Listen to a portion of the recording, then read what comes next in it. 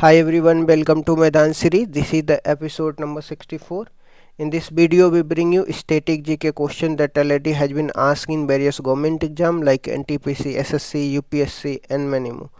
The topic I'll be cover here like national symbol, historical event, scientific fact, polity and geography. For the quick revision, last minute preparation, building the concept clarity, subscribe now and stay tuned for next episode. So let's get started without any further delay.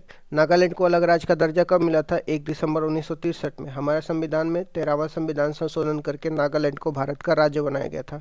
कौन सा मूल अधिकार विदेशी नागरिकों को प्राप्त नहीं है?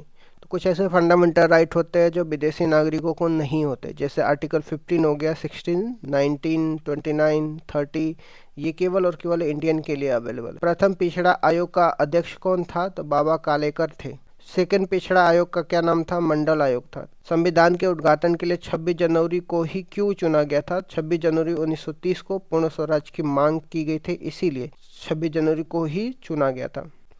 प्रस्तावना जिसको प्रियम्बल बोलते हैं, प्रियम्बल में कब संशोधन हुआ था? तो प्रियम्बल में एक बार संशोधन हुआ था, 42वां संविधान संशोधन करके 1976 में 3 वर्ड डाला जाता है, सोशलिस्ट, सेकुलर, इंटीग्रिटी डाला जाता है। समता का अधिकार का प्रावधान कहाँ पे है? आपका फंडामेंटल राइट में आर्टिकल 14 से 18 के बीच में समता के अधिकार का प्रावधान दिया गया है। संघ लोक सेवा आयोग के सदस्य के पदों का कार्यकाल कितना होता है? तो UPSC, union public service commission, जिसको संघ लोक सेवा आयोग बोलते हैं, इसमें सदस्यों के पदों का जो कार्यकाल होता है 6 या 65 वर्ष की आयु होती है। राज्यपाल के शपथ का उल्लेख आर्टिकल 159 में, राष्ट्रपति के शपथ का उल्लेख आर्टिकल 60 में, उपराष्ट्रपति के शपथ का उल्लेख आर्टिकल 69 में दिया गया। जीएसटी काउंसिल का उल्लेख किस आर्टिकल में दिया गया? तो आर्टिकल 279 क्लॉज ए में दिया गया है। जीएसटी काउंसिल का हेड कौन होता है? फाइनेंस मिनिस्टर होते हैं। एक राष्ट्र एक चुनाव की समिति का नाम क्या है? रामनाथ कोविंद समिति। कौन सी लोकसभा का चुनाव संपन्न हुआ? तो 18वीं लोकसभा का चुनाव संपन्न हुआ है। प्रस्तावना में कौन से 3 न्याय की बात किया जाता है? सामाजिक, आर्थिक और राजनीतिक न्याय की बात किया जाता है। भारत के हाई कोर्ट में न्यायाधीश बनने वाली पहली महिला कौन थी? अन्ना चौड़ी थी, ये केरल की थी।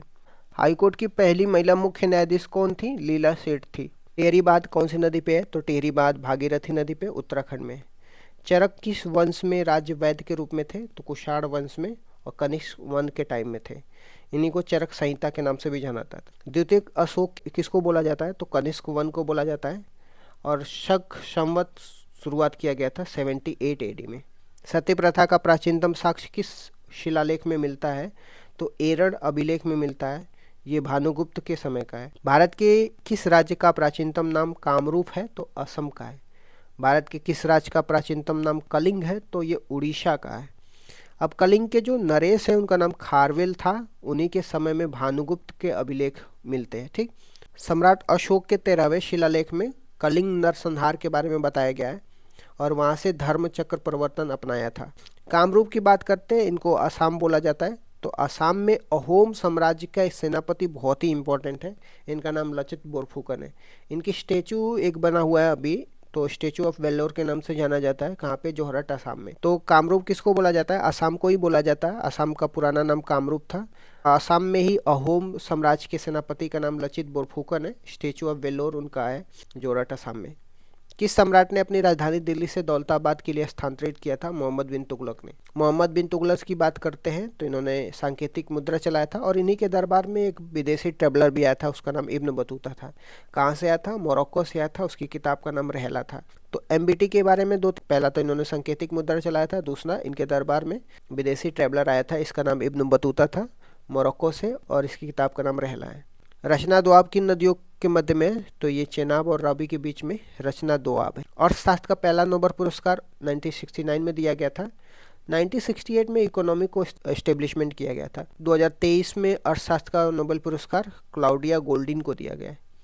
पहले भारतीय जिन्होंने अर्थशास्त्र का नोबेल पुरस्कार पाया था, इनका नाम अमर्त्य सेन है, 1998 में मिला था। एकमात्र ऐसे राष्ट्रपति जो पहले लोकसभा के स्पीकर थे फिर बाद में राष्ट्रपति बने थे, उनका नाम नीलम संजीव रेड्डी है। धातु के ऑक्साइड सामान्यतः कैसा होता है? बेसिक होता है, इसको क्षारीय बोलते हैं। अधातु के ऑक्साइड सामान्यतः कैसा होता है? अम्लीय होता है, इसको एसिडिक बोलते हैं। जब एसिडिक की बात करते हैं, एसिड की कंसंट्रेशन को मापने के लिए पीएच मान का एस्टेब्लिशमेंट सोरेनसन ने किया था और पीएच जो वैल्यू होता है 0 से लेकर के 14 के बीच में होता है, 7 पे न्यूट्रल होता है, जिसको उदासीन बोलते हैं। जब आप 7 से कम जाएंगे तो एसिडिक करेक्टर बढ़ता जाता है, और 7 से ज़्यादा जाएंगे तो बेसिक करेक्टर बनता जाता है। इट मीन्स दैट कि 14 पे स्ट्रॉन्ग बेस हो जाएगा, 0 पे स्ट्रॉन्ग एसिड होगा। और एसिड, स्ट्रॉन्ग एसिड और स्ट्रॉन्ग बेस दोनों ही क्या करते हैं, वुड हो गया, पेपर हो गया, स्किन हो गया, इसको जला देते हैं। तो 14 पे स्ट्रॉन्ग बेस होता है और 0 पे स्ट्रॉन्ग एसिड होता है। तो पीएच वैल्यू का मान हमें ध्यान में रखना होना चाहिए कि पीएच एक स्केल है जो एसिड के कंसंट्रेशन को मेजर करता है।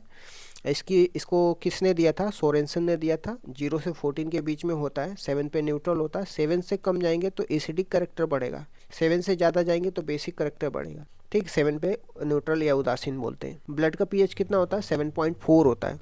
इंडस वाटर समझौते की बात करते हैं, जिसको सिंधु जल समझौता भी बोलते हैं। इसका मेडिटेटर वर्ल्ड बैंक ने किया था। ये भारत और पाकिस्तान के बीच में वाटर के डिवाइड को लेकर के 1960 में ये अग्रीमेंट हुआ था, इंडस वाटर एग्रीमेंट, जिसमें सिंधु, झेलम, चेनाब, ये 3 नदियों का 80% वाटर पाकिस्तान यूज करेगा और 20% वाटर ही केवल इंडिया यूज करेगा। लेकिन रावी, ब्यास, सतलज का 80% वाटर इंडिया यूज करेगा और 20% पाकिस्तान यूज करेगा। होम्योपैथी के संस्थापक कौन है, जर्मनी के सैमुअल हनीमैन है, और 10 अप्रैल को होम्योपैथिक डे मनाया जाता है। लक्ष्य सेन, सात्विक साईराज, चिराग शेट्टी का संबंध किससे है, बैडमिंटन से। तो बैडमिंटन में उबेर कप किसको दिया जाता है, महिलाओं को। और बैडमिंटन में थॉमस कप जो है पुरुषों को दिया जाता है। तो 2023 में मेजर ध्यानचंद खेल रत्न अवार्ड से सात्विक और चिराग को सम्मानित किया गया है। अनुसूचित जाति, अनुसूचित जनजाति के लिए लोकसभा में सीटों का आरक्षण का उल्लेख कहाँ पे दिया गया है, तो आर्टिकल 330 में एसटी एससी के आरक्षण के लिए लोकसभा में सीटों का आर्टिकल 330 में दिया गया है। जब हम एसटी एससी के लिए बात करते हैं तो इनके लिए विधानसभा में सीटों का आरक्षण भी दिया गया है आर्टिकल 332 में। जिम कॉर्बेट नेशनल पार्क की बात करते हैं। पहले इसको हेली नेशनल पार्क बोलते थे और अब फिर बाद में इसका नाम चेंज करके जिम कॉर्बेट नेशनल पार्क बोला गया। फिर अभी इसका नाम बदल के रामगंगा नेशनल पार्क रह गया। अब ये जिम कॉर्बेट नेशनल पार्क कहाँ पे है, तो उत्तराखंड में है। इकोलॉजी शब्द किसने दिया था, अर्नेस्ट हैकल ने दिया था। इकोलॉजी शब्द किसने दिया था, अर्नेस्ट हैकल ने दिया था। इकोसिस्टम शब्द किसने दिया था, टेंसले ने दिया था। 10% एनर्जी फ्लो का सिद्धांत किसने दिया था, लिंडेमान ने दिया था।